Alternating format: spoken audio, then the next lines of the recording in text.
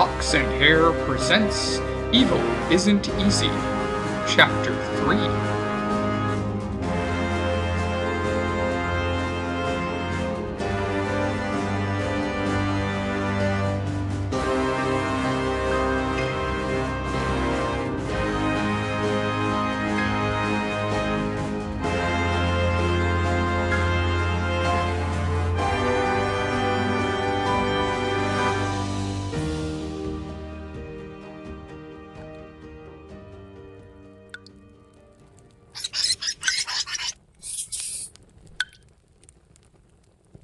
Witch, are you awake?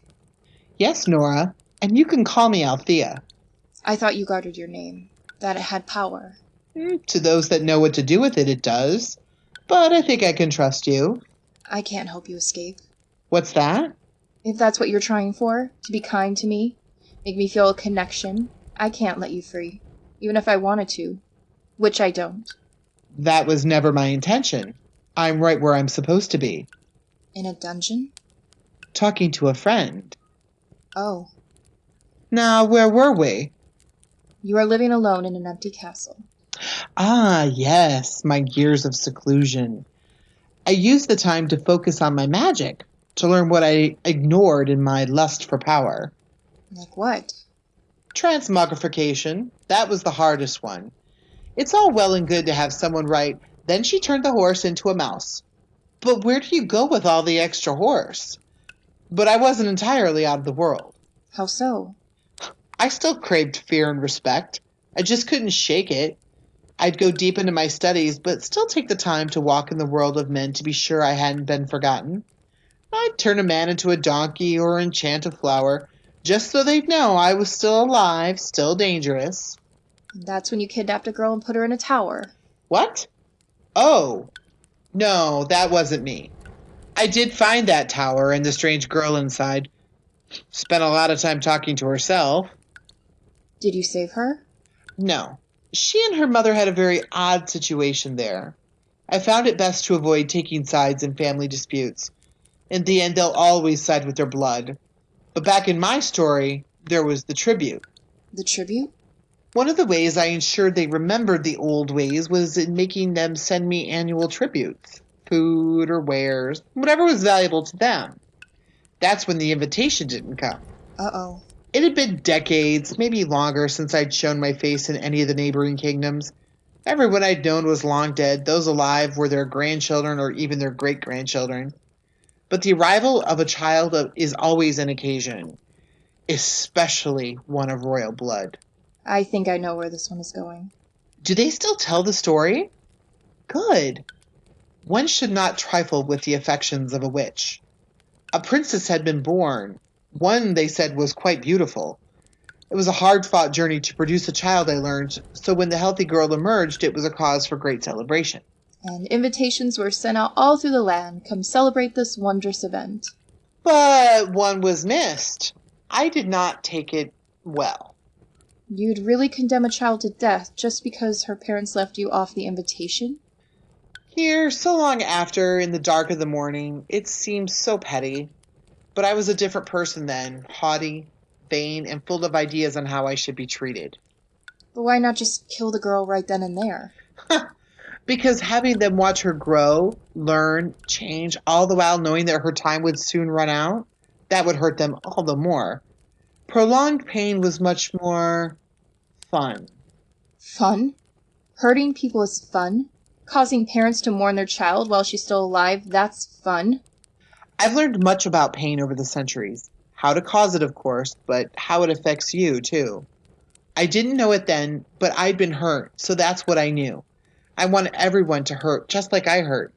And with those years, that power, it just made me so sure that I was right. But I'll grant him this, she was a beauty. You saw her? Of course. I felt it when the curse was enacted. So I went to see my handiwork. I walked among the sleeping citizens, strode through the silent halls, right up to the princess's bedroom. Her mother and father were right there next to her bedside, all fast asleep. For 100 years they lay, so much that the vines grew over them all. You wouldn't even know people were under there. So cruel. Yes.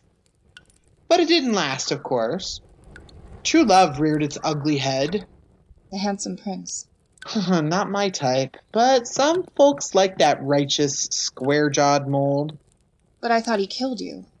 He might have, come to think of it. He picked up an enchanted sword somewhere in his travels, and oh, it burned. I think I still have the scar. It looks small now, but of course I was much, much larger when he gave it to me. He spared your life? Not willingly. It was her, the princess. I don't know where it came from. Certainly her parents were no prizes, nor the doddering fae that guarded her. But she'd learned kindness, forgiveness, even to such a dark-hearted thing as I'd become. A noble heart. And what's more, as I slunk off into the forest, my first thoughts weren't of revenge. Really? I was surprised as you were.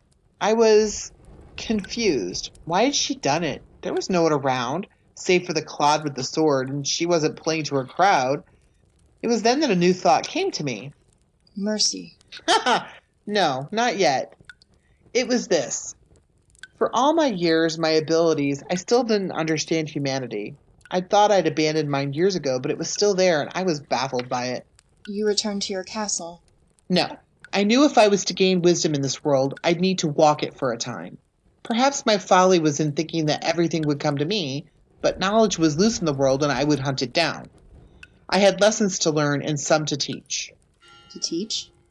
We'll get to that, but you have rooms to clean. The castle has become a hive and everybody is buzzing. So you know. That my execution date is set. Waiting is the hardest thing. At least the last chapter is in sight. It's sick. They're going to have a grand gala, and your last chapter is to be the final event. At least I get to be the headliner. Aren't you scared? Death doesn't scare me. Now go before your stepmother finds you. I will.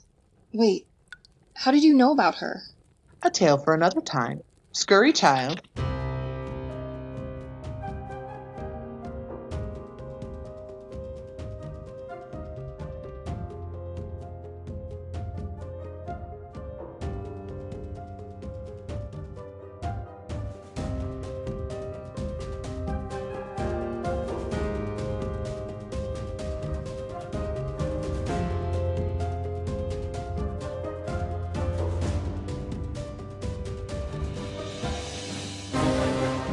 Ox and Hare's Evil Isn't Easy is written by Kyle Olson, performed by Jess Harris and Brooke Ungerford, directed by Kyle Olson, produced by Ryan Fitzpatrick. Follow us on Twitter at Ox and Hare.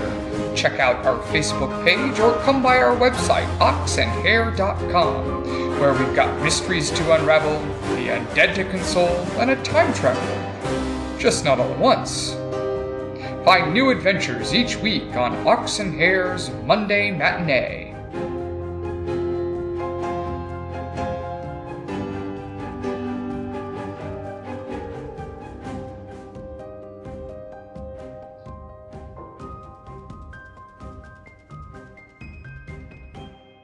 Come along.